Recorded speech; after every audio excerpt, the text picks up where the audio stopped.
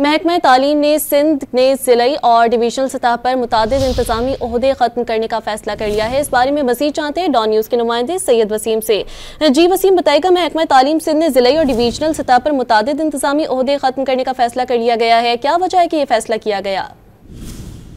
जी बिल्कुल, देखें, महकमा तालीम सिंध में तमाम इंतजामी ओहदे खत्म करने का, बेशतर इंतजामी ओहदे खत्म करने का फैसला किया गया है। महकमा तालीम की तारीख में पहली बार 20 से जायद अफसरान के जो इंतजामी ओहदे थे वो खत्म कर दिए गए हैं, जिसमें additional director, deputy director, assistant director, assistant education officer, taluka education officer, deputy district education officer और दीगर ओहदे खत्म करने का फैसला किया गया है। इन तमाम ओहदों पर सीनियर असातिज़ा और हेड मास्टर तैनात हैं। ओहदे खत्म करके इन अफसरान को स्कूल वापस भेजा जाएगा।